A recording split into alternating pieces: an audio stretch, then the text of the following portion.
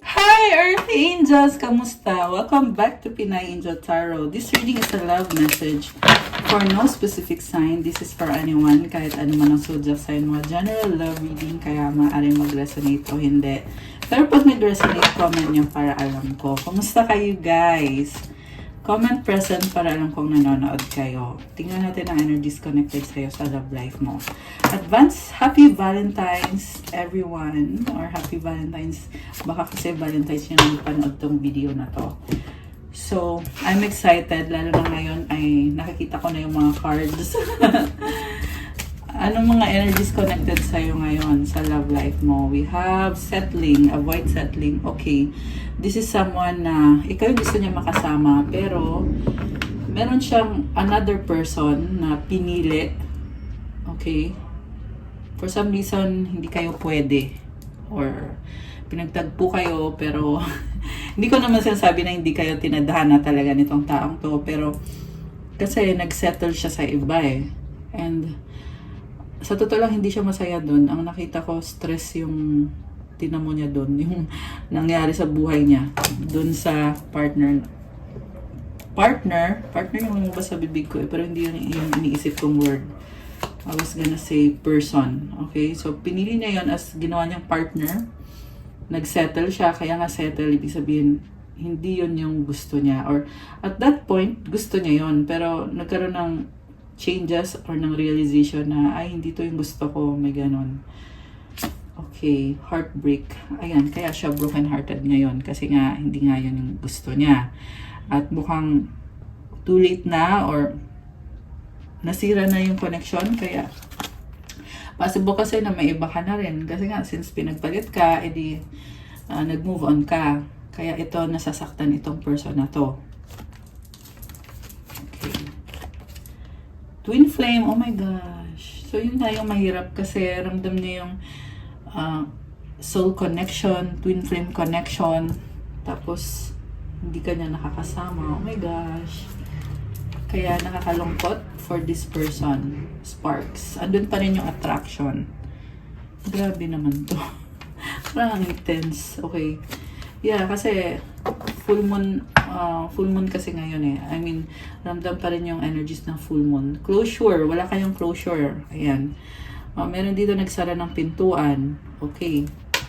Baggage, emotional baggage can weigh down the relationships, unpack it. Tinatago-tago niya yung baggage eh, para namang hindi mo ramdam, di ba? Or hindi lang niya maamin, kaya niya tinatago. Surprise. Okay, this is someone na gustong bumalik sa buhay mo, pero meron pang baggage na inaayos. Kasi lumabas dito eh. Okay, tumalon yung card. Tingnan natin. Grabe ah. Dreams. Look to your dreams. Hold all the answers you seek. Okay, pinapangarap ka niya. Parang pinapantasya ka pa nga nitong taong to. Gusto ka niya makasama. Gusto niya together kayo or magkaayos kayo. Find joy in the simple pleasures of just being together. Grabe. Pa-intense na mga cards na nakuha natin. Tingnan muna natin yung angel numbers. Okay. Angel numbers for our lovely viewers. Okay, we have 666 reflection. When you allow time for reflection, you allow yourself to see where inner shifts are needed. It's time for you to look at your beliefs and ask, is this serving me or is it time for me to release this, reflect, refocus, and readjust? Okay. Alam mo, nag-iisip tong person na to eh. Kasi, ayun na nga, this is a realization na hindi siya happy dun sa karmic connection na yon. At gusto niyang or nag-a-adjust siya. Gusto niya i-pursue itong connection na to. Grabe. As I focus on what serves my highest good, I feel myself shift into my highest self. Grabe naman to. Okay, tingnan natin yung sayo. Anong energy mo or yung angel number na connected sa'yo? Okay, dalawa. Okay, sige na nga. Okay. Transformation 1919 and 777 alignment. It is asked that you take notice that you hold within your hands the power to change your life. Within this realization, you will feel your sense of purpose and your connection to new beginnings. Okay, may bagong simula para sa'yo at hawak mo daw yung kapangyarihan para baguhin ang buhay mo. Parang na-feel ko dito, kung hindi ka tuluyan nag-iba ng landas, ay pinili mong alisin pa rin. Parang merong pagbabago sa'yo eh. Okay, yung iba sa inyo guys, open to many options. Options in love, syempre. At may nakita din akong transformation sa career, in general sa life mo. Okay, these are big energies. So, i-claim mo tong new beginning na to. Okay, kasi you feel your sense of purpose. So, comment, claim new beginning. At i-claim mo din yung power para baguhin yung buhay mo. So, comment, I claim the power. I have the power to change my life. At mag-releasing ka din. So, comment, I release what I no longer need to carry. I open myself to the transformative energy of the divine. Ito naman, your progress is recognized and alignment is here. It's within your reach. The whispers reminding you to stay the course and feel source working through you. Your gifts are being recognized. So, tinutulungan ka ni God, ng angels mo, kasi malapit mo na daw ma-achieve yung alignment. Ibig sabihin, kumukonect ka sa soul purpose mo. So, affirmation, I blossom and bloom as I use my gifts. All things simply align as I feel the feeling of the divine. Grabe. Alam mo yung transformation na nangyayari sa buhay mo ngayon ay nagdadala sa'yo ng magandang energies. Kaya nagbo-blossom at nagbo-bloom ka. So, claim mo tong magandang energies na to. Comment, I blossom and I bloom. Grabe. I love this. Comment, claim alignment. Okay, so punta tayo sa tarot cards. Kasi dito, grabe, intense. Okay, so start tayo with the overall energy. Sa bottom of the deck is the Knight of Pentacles.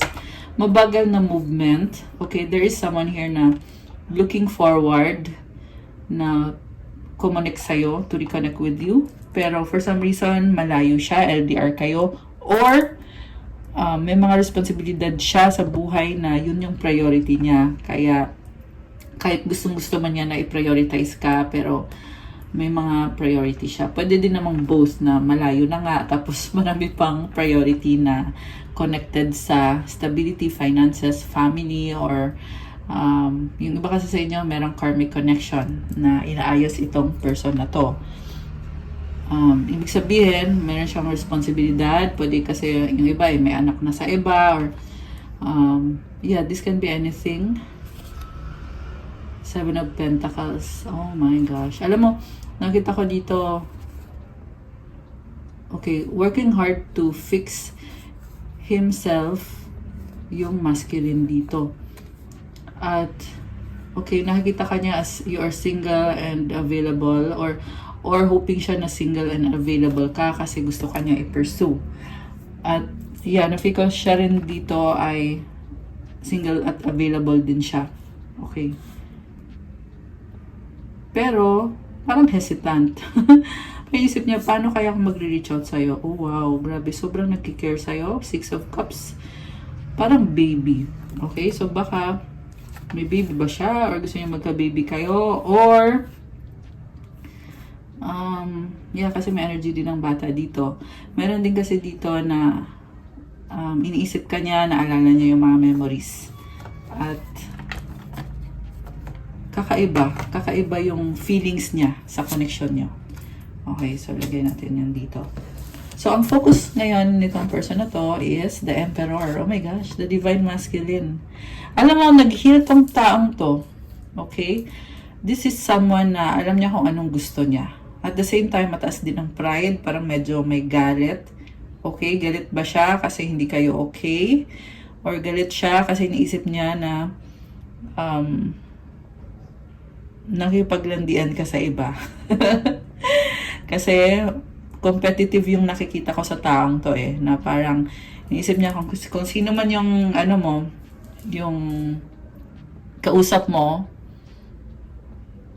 or yung kasama mo or yung partner mo, iwanan mo na daw. Ayan, merong galit na energy, no? So, what causes this person is a Page of Swords. This is about curiosity, stalking. Ayan, nagsastalk to sa'yo. So, kung may social media ka, tingin ng tingin to. Ano nang ginagawa mo dyan? Sino kasama mo dyan? Okay, so hawak niya yung sword niya. Oh. Naghahanap to ng mga kasagutan sa mga tanong niya. Naka-curious siya sa'yo. And there is also attraction. Oh my gosh, guys. What lies below is the lovers. Oh my goodness. Grabe. So, takpan na lang natin. Wala kasing suot yung nasa picture. So, the lovers, this is a strong soulmate connection or twin flame connection. Ibig sabihin nito, guys, this person chose you. Okay? Kung niloko ka nito, kung pinalit ka niya sa iba, ngayon, ang naiisip lang niya is ikaw lang. Ikaw lang yung mahal niya. Ikaw lang yung gusto niya. Sabi ko nga sa inyo, nag-heal tong taong to. Oh, pero tingnan pa natin yung ibang cards ha. Pero sa unang-unang card pa lang dito, nakikita ko na nag-heal siya. The problem is the responsibility or the distance or the slow moving energy. Pero this is also an energy na parang andyan palagi kahit mabagal or kahit malayo pero andyan. O yung iba naman malapit pero yun na nga may responsibilidad siya or iba yung priority niya pero andyan talaga siya at nagsustalk sa'yo at ikaw nga yung pinili nitong taong to the lovers. So this is a strong and a very vulnerable person and very pure yung intention niyo dito. Ayan. Grabe, natuwa sila. Natuwa, comment kayo dyan yung mga natuwa dito sa sa lumabas sa cards. What lies above the world? Okay. Takpan natin kasi wala siyang suot. So, this is changes na pinagdadaanan. Possible din to iba yung mundo niya kasi nga magkalayo kayo. Okay? So, kailangan niya mag-travel. Kung gusto niyang kumonek sa'yo, talagang effort para lang magkaroon ng kumbaga, para mangyari in real life, in the 3D, yung connection ninyo. So, kasi very spiritual tong the lovers na energy. So, spiritual connection siya. So, mahirap para sa kanya yung magta-travel. Ayan. Magta-travel muna para lang makita kanya. Okay, grabe.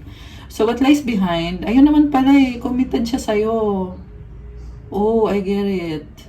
So, ito yung kind of person na natatauhan na, oo nga naman, ikaw yung gusto ko talaga, committed tayo. Yung iba sa inyo ay kinasal na kasi kayo sa taong to. So, nakita ko dito na nire-recognize niya or ina-acknowledge niya ngayon itong connection ninyo. Kung hindi man kayo kinasal, merong soul ties dito. Ayan, kita mo yung string na yan. Yan yung kumukonect sa inyong dalawa on the spiritual level. And ang nakita ko dito, solid foundation, stability, happiness. Naramdaman niya sa'yo or naranasan niya sa'yo na maging masaya. So, kaya ngayon, ito yung pride lang talaga nitong person na to. Kaya nakita ko sa kanya na parang walang action.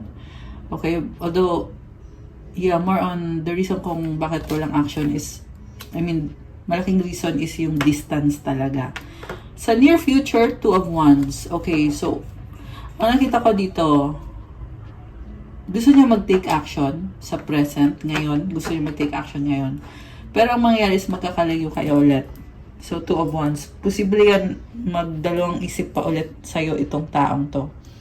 So, ang nakita ko sa person mo is sa ngayon gusto ka niya. Oo. Pero for some reason, may na-feel ako dito na bakit parang gusto lang niya makuha yung loob mo ulit and then babaliwalain ka niya ulit. Lalo na kasi merong distance dito. 'Di ba? So, itchapuera ka niya ulit. Yan yung nakikita ko, sorry. Sinasabi ko lang. So, ayan, be careful na lang. Or siguro baka alam mo na to na babalik to sa buhay mo tapos biglang iiwanan ka ulit. Or may iba siyang pipiliin ulit at hindi ikaw. Although, nakita ko naman na ikaw yung totoong mahal niya. So, kung may iba man siyang pipiliin, Hindi niya yon mahal. Pipiliin lang niya yun kasi settling. Settling, oh. Ayan, magsasettle na lang siya sa kung ano yung nasa harap niya. Pero when it comes to the connection, sa inyo niya nararamdaman yung ibang klase ng connection. So, supportive energy is the tower. Alam mo, itong taong to ay may pinagdadaanan ngayon. Merong, yung iba sa inyo guys, iba lang ha, hindi sa lahat. Merong curse. Ayan, at ito yung pagsubok na hinaharap niya ngayon. So, kung sino man yung nag-hex sa kanya, or this can also be karma na posible nga nakagawa ng malaking kasalanan tong taong to. Kaya, si universe ay nagbigay sa kanya ng lesson na kailangan niyang ayusin yung situation niya. Pati na rin, syempre, una sa lahat, ayusin niya yung sarili niya, yung pag-iisip niya, the way niya i-handle yung situation niya. Yun yung solusyon dito para ma-overcome itong tower. Syempre, una sa lahat, kailangan ng prayer, faith, at to obey God, to follow God, to be repentant, and to take action in a Christ-like manner. So, yun kasi yung naririnig ko, sinasabi ko lang. Okay. Yeah, grabe. Intense talaga tong reading na to. May pa ano pa eh, may pa words of wisdom pa na this is someone na talagang andun yung struggle niya ngayon, at yeah, the universe or God is calling this person to heal and to change their life. Grabe. So, ang tingin niya sa'yo ngayon, you are hurt, oh my gosh, you are backstabbed, you're bleeding, and yung iba sa inyo guys, siguro literal, no? I don't know, meron bang physically, merong dugo-dugo, yeah, something about period, or ano, I don't know, yan yung nasasagap ko dito ngayon eh. Baka may problem ka sa period mo, or meron ba ditong got pregnant pero hindi natuloy. I'm sorry, naka-nude naman. Yeah, something na yun yung tingin niya sa'yo na nagsistruggle ka. And this can also be the energy na parang alam niya na sinaktan ka niya. This is also, alam mo, sobrang emotional, nakakaiyak. Nakakaiyak yung energy nitong taong to. Parang iniiyakan niya na yung situation mo, siguro nakokonsensya siya na nasaktan ka niya, or meron something dito. Ayan, kasi duguan ka eh. Ayan, so parang yung person mo ay sobrang emotional dito sa connection ninyo or sa sitwasyon ninyo. Sabi ko nga sa inyo, this person is really vulnerable, and pure yung nakakita ko sa energy niya or sa intention niya. And also tingin niya dito is parang ayaw mo na sa kanya kasi nga sinaktan ka niya, or nafe-feel lang niya na responsibility niya kung bakit ka nagkaganyan, or kung bakit nangyari sa'yo yan, or baka nangyari to sa connection nyo na yung nasaktan ka niya. Ayun, daming scenario nakikita ko actually, pero basically yun. So the mutual energy, 9 of Swords. Bakit feeling niya dito ay gusto na niya matapos to, pero feeling niya ay wala siyang magagawa, at mas gugustuhin niya na ikaw yung mag-reach out sa kanya. Ayun, that kind of energy. So ibig sabihin, babalik siya sa'yo pero wala naman siyang gagawin. Okay? Ayan, yan kasi yung nakita ko eh. So although hindi magre-resonate sa lahat to. Okay? Pero yan lang yung nakita ko dito. And also, this is someone na parang lagi siyang nag-iisip ng negative. Ayun, ganun. So, sinasabotahin niya.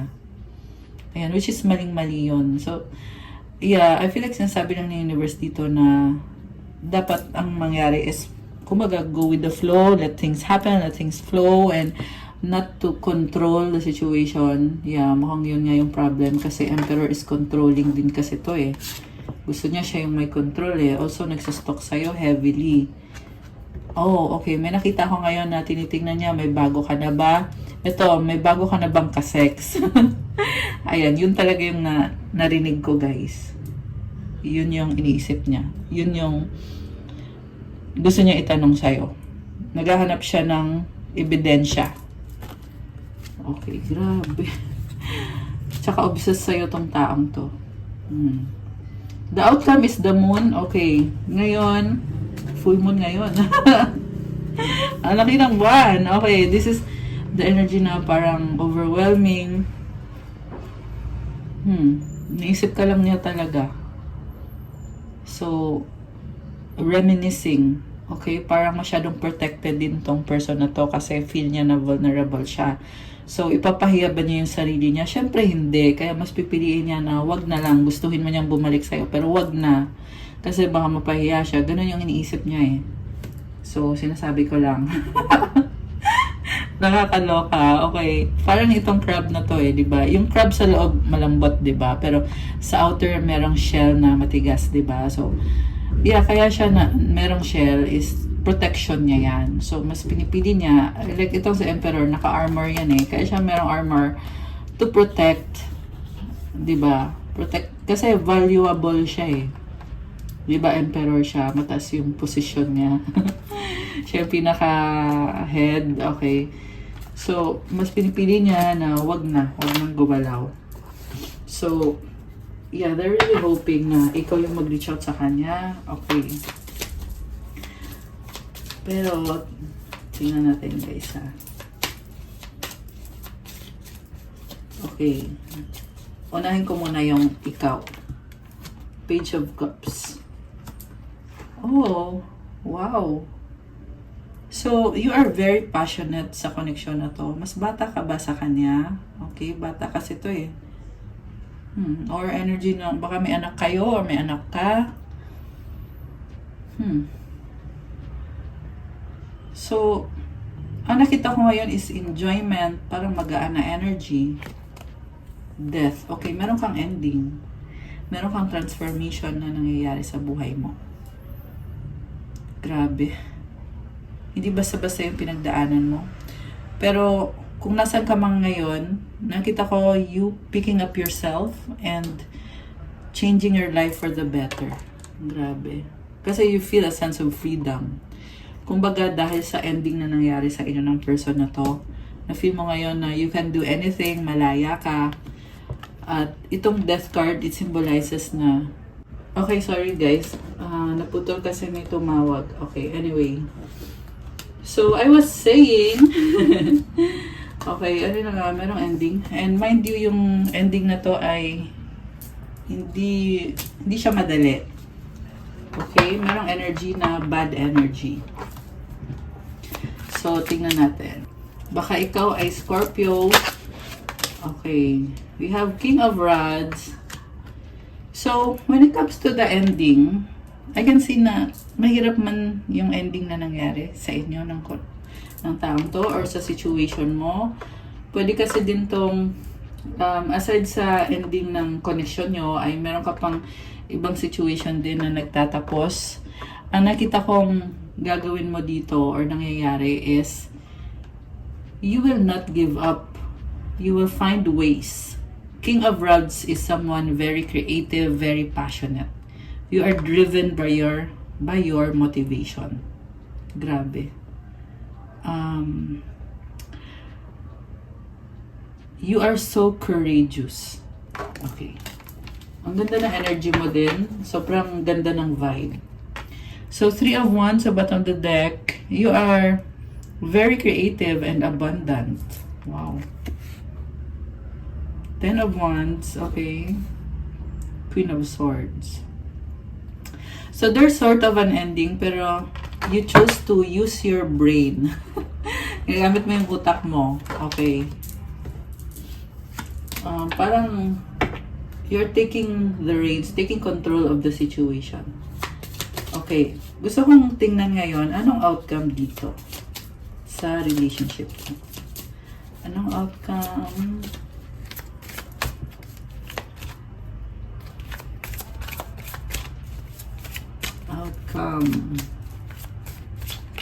Okay, we have 2 of Swords And the Seven of Wands. Okay. So, may gusto kang gawin. Or ito yung person mo na pilit lumalaban or gustong ipaglaban itong connection na to. This person will find ways. Also, this is someone na may mga fear. Pero binubuksan niya yung isip niya. Nagsastruggle eh. Magkakayos ba kayo? Or magkakatulian ba kayo? Yun pala. Magkakatulian ba kayo ng taong to? Tingnan natin. Oh my gosh. 5 of Swords, 8 of Pentacles.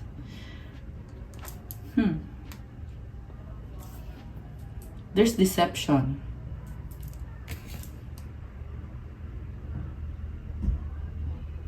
Parang nakita ko merong inaayos. Ace of Cups. Okay, may chance naman eh. Ayan, Ace of Cups. Okay, sabi ko kanina, nag-heal naman tong person na to. So, possibly, merong mangyayaring mga changes. Okay, merong possible na pag-uusap. And eventually, Ace of Cups, new beginning. Ayan. At least not that bad naman yung ending ng reading, di ba? Okay. So, anong gusto sabihin ng taong to sa'yo? Ano yung gusto niyang sabihin sa'yo? No, person mo. Let's forget the past. Oh my gosh. Grabe! I pray about you. Oh my gosh. So, minamanifest ka niya at pinipray ka din niya kung ano makakabuti sa'yo. You hurt me. Oh my gosh. Siya pa yung nasaktan. Char. Please help me. I need it. Okay? Parang kailangan ka niya. I long to be with you. Okay. Gusto ka niya makasama. So, kung tingnan yung energies mo.